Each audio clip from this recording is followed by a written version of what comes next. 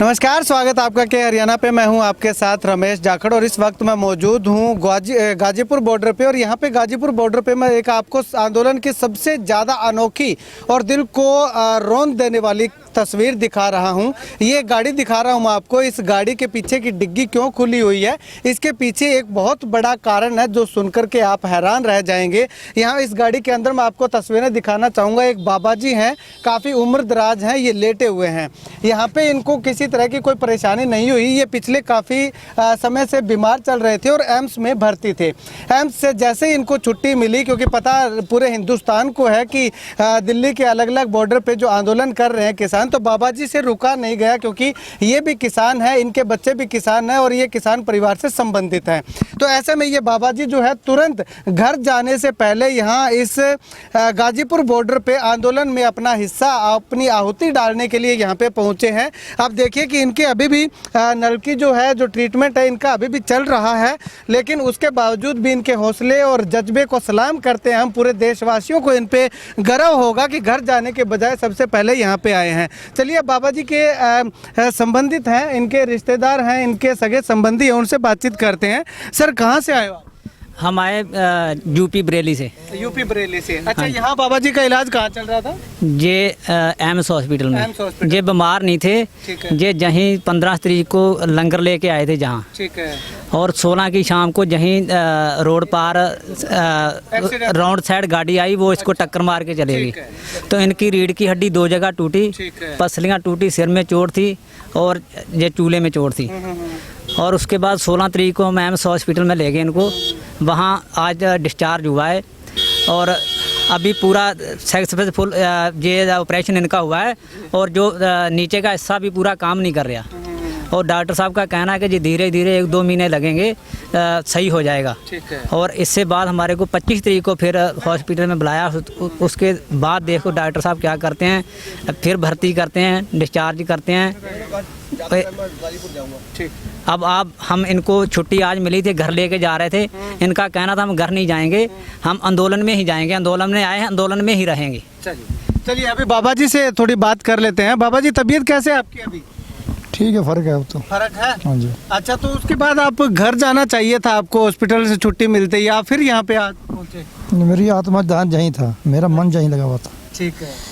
मैं उसी दिन जिसमें होश आई, होश आने के बाद बच्चों से पूछता रहा कि लाइव दिखाओ मेरे को गाजीपुर का। ठीक है। कि लाइव दिखाओ क्या चल रहा है वहाँ।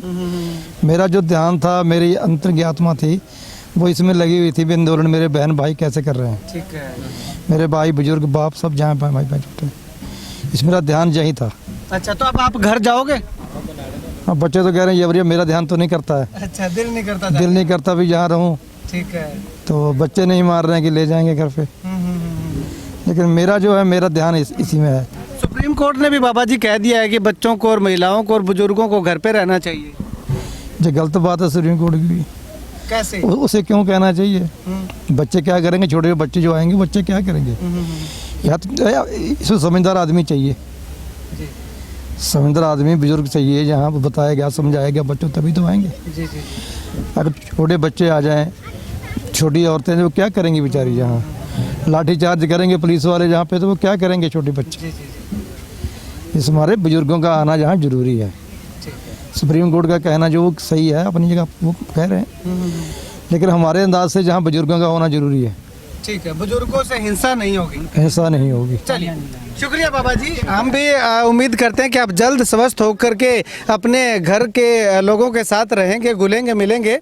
तो यहाँ पे आपको बता दूं कि जज्बा देखिए बाबा जी का। इससे पहले मैंने आपको बताया था कि बीमार थे, लेकिन ये बीमार नहीं थे। ये बाबा जी बीमार नहीं थे, यहीं पे आंदोलन में डटे हुए थे पिछले लंबे समय से। और उसके बाद इनका जो है एक हादसा हुआ, जो कि यहीं पे घटना हुई। और यहीं पे घटना होने के बाद इनकी जो रीढ़ की हड्डी टूट गई, बता रहे हैं फ्रैक्चर हो गया उसमें। लेकिन उसके बाद एम्स में भर्ती कराया गया। एम्स से जैसे ही इनको होश आया तो मोबाइल से यूट्यूब के माध्यम से लाइव कवरेज इन्होंने जो है इस गाजीपुर बॉर्डर की देखी। ऐसे में हम कह सकते हैं कि बुजुर्गों का इस आंदोलन के साथ कितना ज़्यादा लगाव लगाव है, कितना ज़्यादा जुड़ाव है। तो उसके बाद की अगर बात करूं तो जैसे ही होश आने के बाद जो इन बाबा जी को छुट्टी मिली, तो छुट्टी मिलते ही सबसे पहले अपने घर पे जाने की बजाय यहाँ पे आकर के रुके। यहाँ पे आकर के माहौल देखा, हालचाल देखा कि किस प्रकार से आंदोलन जो चल रहा है। और जैसे मैंने बाबा जी से पूछा कि आपको घर जाना चाहिए था, तो बाबा जी का कहना है कि उनको घर क्यों जाना चाहिए था, बुजुर्ग हो गए इसलिए। बुजुर्ग क्या खेत में काम नहीं करते, बुजुर्ग क्या धरने में आ नहीं सकते, बुजुर्गों के क्या पेट नहीं होता। तो ऐसे में बुजुर्गों का रहना यहाँ पे सबसे ज़्यादा ज़रूरी है। और इसके साथ साथ एक तरक और भी दिया है बाबा जी ने कि बुजुर्ग जब तक इस धरने में रहेंगे तो ये धरना शांति प्रिय रूप से चलता रहेगा, क्योंकि युवाओं को लीड करने वाला एक बुजुर्ग अवश्य होना चाहिए। तो इसी के लिहाज से जो वो बुजुर्ग जो है वो इस धरने के अंदर है। चलिए, एक भाई साहब हमारे साथ यहाँ पे और मौजूद है, इनसे बातचीत करते हैं। भाई साहब, बाबा जी एक्सीडेंट हुआ, एक्सीडेंट के बाद तुरंत यहाँ पे पहुँचे पुणे, क्या कुछ कहना चाहेंगे आप? वो हमारे रिश्तेदार हैं और जिस दिन से एक्सीडेंट हुआ उन्होंने ये नहीं कहा कि मेरी पैर चलेंगे कि नहीं चलेंगे, उन्होंने कहा कि कानून बदलेगा कि नहीं बदलेगा। जब भी फ़ोन आता था तो वो ये कहते हैं कानून कब बदलेगा।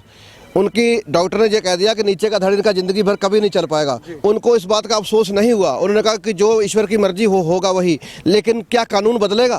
तो जो लोग हमें नकली किसान कह रहे हैं, जहाँ जिनके ये कह रहे हैं कि वो नकली किसान है, उनकी अगर रीढ़ की हड्डी टूटने के बावजूद भी अगर उनका दिमाग यही है कि कानून बदलेगा कि नहीं बदलेगा, हमारे बच्चों का भविष्य खराब होगा या सही रहेगा, तो इस जज्बे को समझ लिया जाए।